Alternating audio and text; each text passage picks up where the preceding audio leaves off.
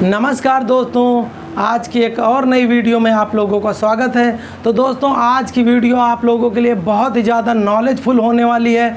जो लोग सरकारी नौकरी की तैयारी करना चाहते हैं या कर रहे हैं या वैकेंसी के लिए फॉर्म के लिए आवेदन करना चाहते हैं, तो दोस्तों सरकार ने एक नई गाइडलाइन जारी कर दी है।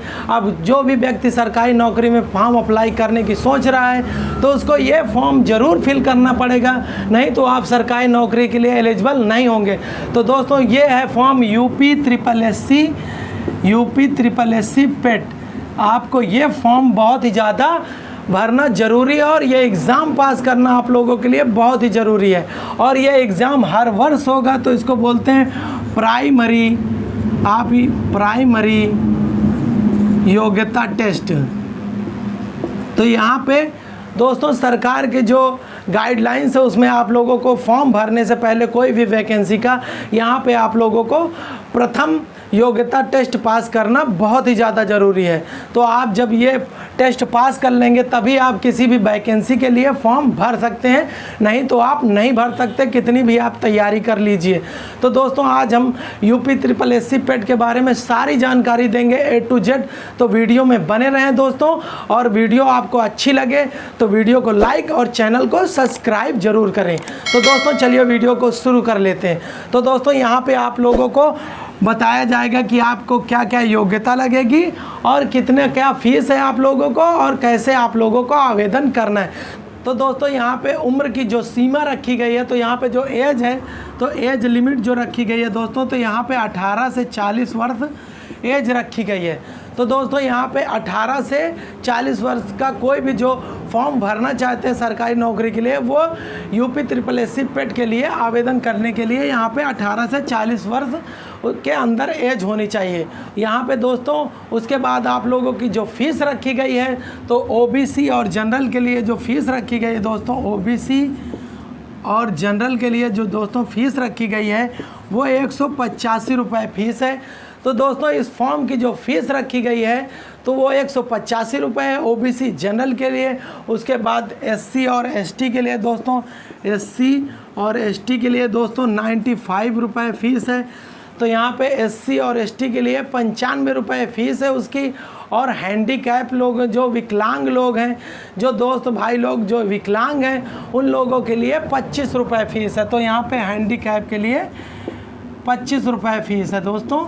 तो यहाँ पे आपको 25 रुपये पे करना होगा जो आप फॉर्म फिल करेंगे। उसके बाद दोस्तों, यहाँ पे आप लोगों को बताते हैं कि इसका जो डेट है वो डेट स्टार्ट हो चुका है 1 अगस्त 2023 से फॉर्म फिल होने लगे हैं। तो आप लोगों को बता दें कि इसके लिए आप 1 अगस्त 2023 से अप्लाई कर सकते हैं, और इसका लास्ट डेट है जो 30 अगस्त 2023 इसका लास्ट डेट है। तो यहाँ आप अपना फॉर्म 1 अगस्त से 30 अगस्त के बीच में कभी भी आप भर सकते हैं। आप पहले भर लीजिए ताकि सर्वर आपका सही रहे, तो आपका फॉर्म फिल हो जाए। उसके बाद आप लोगों को गुंजाइश 5 दिन की मिलेगी ताकि आप अपना फॉर्म एडिट कर सकें। कोई फॉर्म में अगर आपके गड़बड़ी है या गलती हो गई है तो आप उसका सुधार कर सकें। उसके बाद दोस्तों यहाँ पे आपको साइन जो अपलोड करना है, जो हस्ताक्षर अपलोड करने हैं, यहाँ पे, तो आपको यहाँ पे हिंदी और इंग्लिश दोनों में अपलोड करने हैं। आप केवल हिंदी में और इंग्लिश में सिंगल ऐसे अपलोड नहीं कर सकते, आपको दोनों साथ में। जैसे आप यहाँ पे हिंदी में कुछ भी यहाँ पे लिख देते हैं, जैसे ये हिंदी में हो गया, तो नीचे आपको यहाँ पे बिना साइन किए कुछ भी आप यहाँ पे इंग्लिश में, तो आप यहाँ पे ऐसा हिंदी और इंग्लिश दोनों साथ में मर्ज करके यहाँ पे अपलोड करेंगे, एक साथ स्कैन करके अपलोड करेंगे ताकि आपका फॉर्म एक्सेप्ट हो, नहीं तो आपका फॉर्म रिजेक्ट कर दिया जाएगा दोस्तों। तो दोस्तों, आपको मोटी मोटी सारी जानकारी हमने बता दी है। तो चलते हैं आप लोगों को स्टेप बाय स्टेप कैसे फॉर्म को फिल करना है, तो चलते हैं दोस्तों स्क्रीन पे।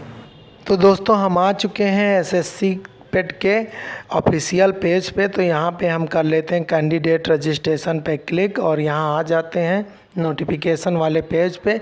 तो यहाँ पे हमें अप्लाई के 3 ऑप्शन दिख रहे हैं, तो हम पहले वाले ऑप्शन पे कर देते हैं क्लिक और नीचे आते हैं। तो यहाँ पे आपको दिखा रहा है प्री एलिजिबिलिटी टेस्ट। तो यहाँ पे 1/8/2023 और 30/8/2023 जो लास्ट डेट है। तो यहाँ पे अप्लाई करने पे जैसे ही क्लिक करते हैं तो नीचे आपको मिनिमम एज और मैक्सिमम एज और उसके बाद क्वालिफ़िकेशन, तो यहाँ पे सारा कुछ बताया गया, आप चेक भी कर सकते हैं। यहाँ पे कैंडिडेट रजिस्ट्रेशन पे कर देना है आपको क्लिक।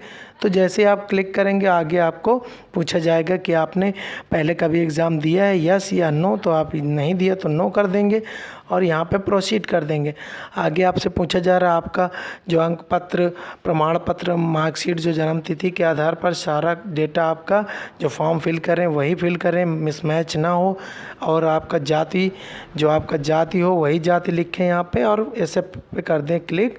तो करते हैं, चलिए दोस्तों एप्लीकेशन फॉर्म भर लेते हैं। तो यहाँ पे सबसे पहले आपका दोस्तों कैंडिडेट के नाम की जगह कैंडिडेट का नाम भर लेते हैं मार्कशीट से। उसके बाद यहाँ पे पिता का नाम पूछा जा रहा है सेकंड ऑप्शन में, तो आप पिता का नाम भर देते हैं। उसके बाद यहाँ पे मदर नेम है तो माँ का नाम भर देते हैं। नीचे आपसे पूछा जा रहा है क्या है आप उत्तर प्रदेश के निवासी हैं, तो यस हैं तो यस कर देते हैं, नहीं तो नो।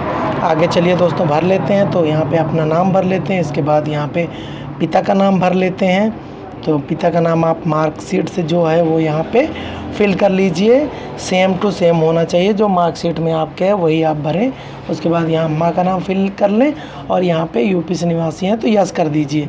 आगे दोस्तों यहाँ पे आपसे पूछेगा कि आप कैटेगरी डोमिसाइल और आप नॉट भी चेंजेबल, यहाँ एक बार आप अगर सेलेक्ट कर लिया तो आप यहाँ से चेंज नहीं कर सकते।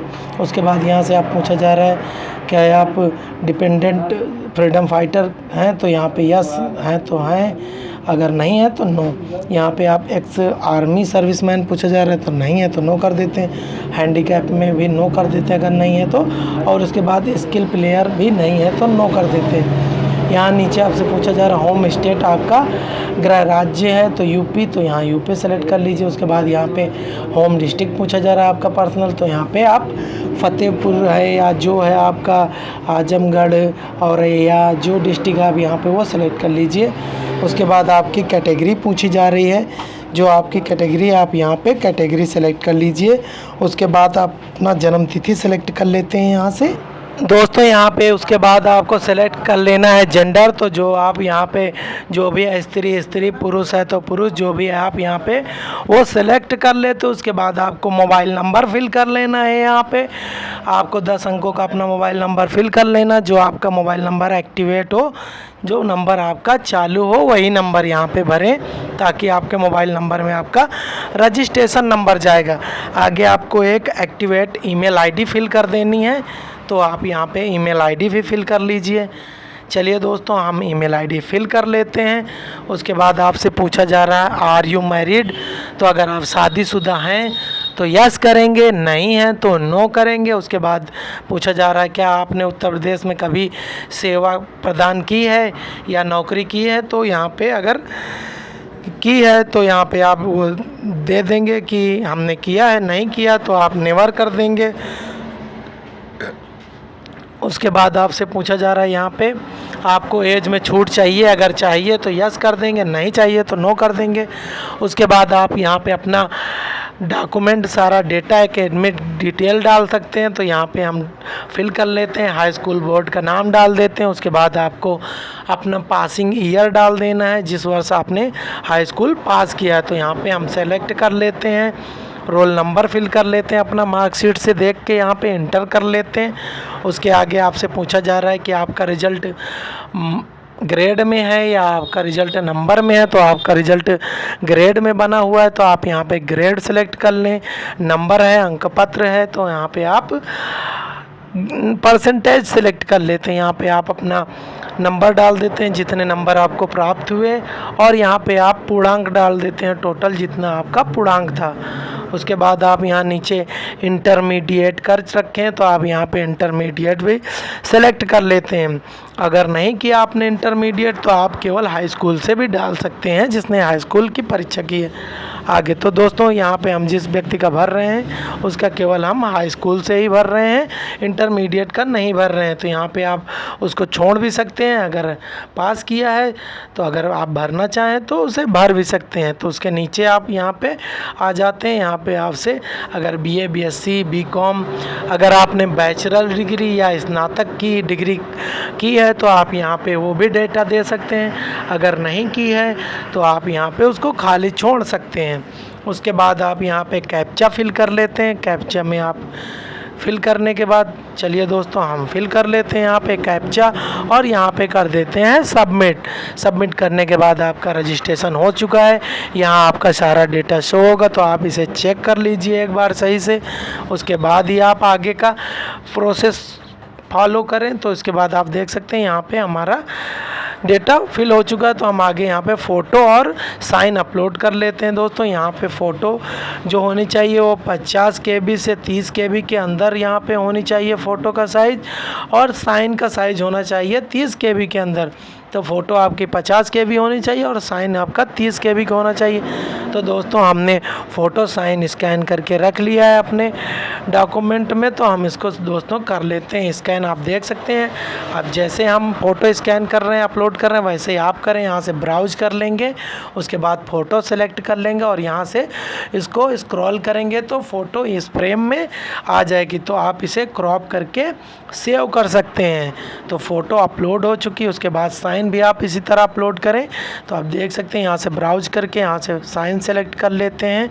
यहाँ हिंदी और इंग्लिश दोनों में हमने साइन कर रखे हैं। तो आप देख सकते हैं यहाँ पे हमने दोनों साइन सामने आ चुके हैं। तो यहाँ पे हम उनको कर लेते हैं सेव पे क्लिक कर लेते हैं। तो हमारे फ़ोटो साइन अपलोड हो चुके हैं।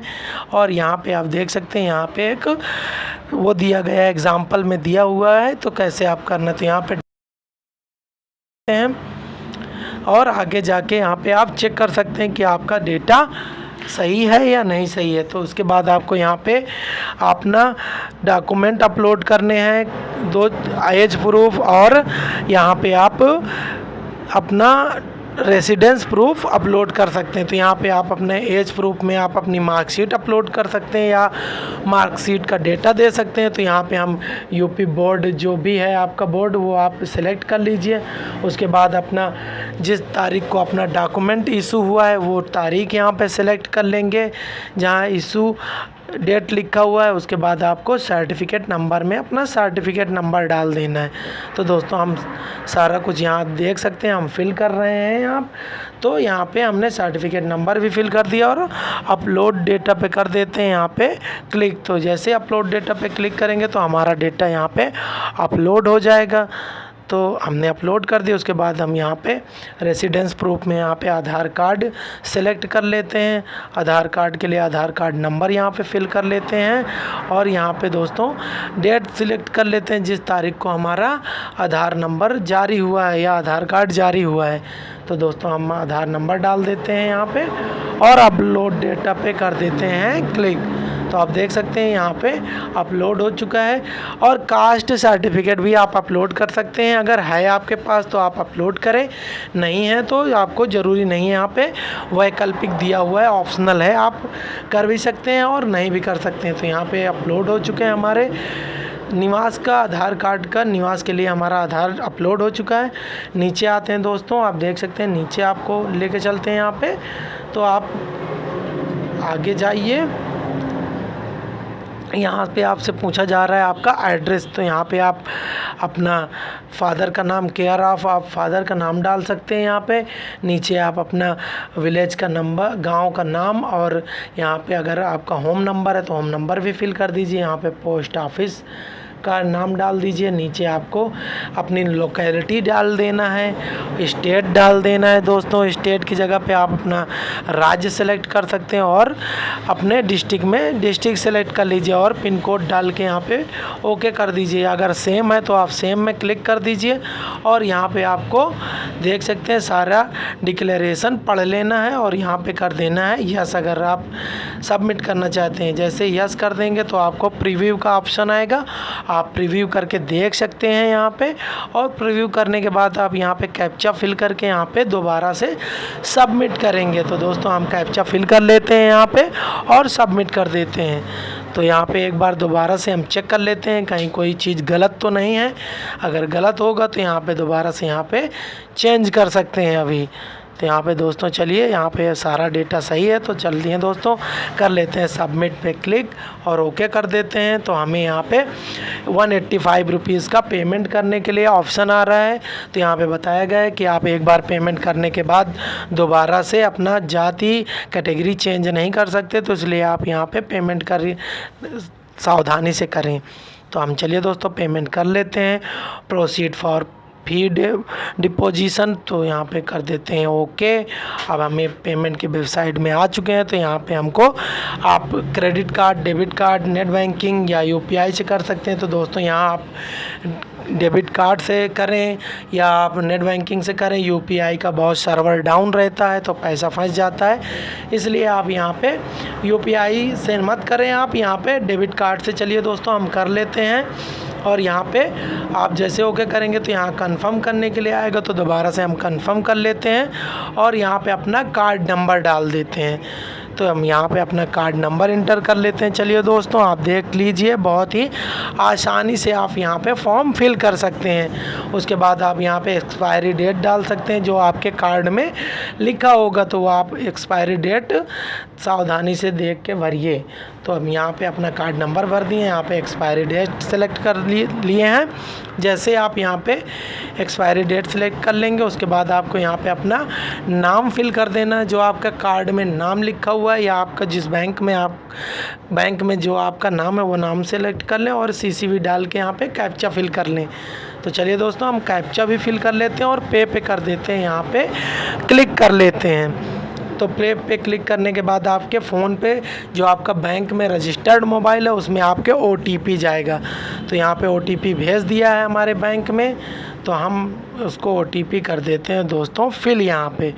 तो आप देख सकते हैं यहाँ पे पेमेंट सक्सेसफुल हो चुका है और हमें रिसिप्ट जनरेट हो चुकी है। जो हमारी रसीद है यहाँ पे 185 रुपये जो हमारे कट हुए हैं वो यहाँ पे हमें रसीद आ चुके हैं। तो आप इसको प्रिंट करके रख भी सकते हैं या आप आगे इसे फॉरवर्ड कर सकते हैं। तो यहाँ पे proceed to download print form, यहाँ पे आपको एप्लीकेशन फॉर्म डाउनलोड करने के लिए भेज दिया गया है। तो यहाँ से आप अपना फॉर्म डाउनलोड कर सकते हैं और प्रिंट करके रख सकते हैं या दे सकते हैं जिस भी व्यक्ति का है। तो दोस्तों अगर आपको जानकारी अच्छी लगी हो फॉर्म के बारे में तो आप हमारे चैनल को सब्सक्राइब करें और वीडियो को लाइक करें और शेयर करें। अगर आपको किसी दूसरे फॉर्म के बारे में जानकारी चाहिए तो आप कमेंट ज़रूर करें, हम आप लोगों के लिए ट्रेंडिंग वीडियो लाते रहते हैं। तो मिलते हैं तब तक के लिए दोस्तों मिलते हैं अगले वीडियो में। धन्यवाद दोस्तों।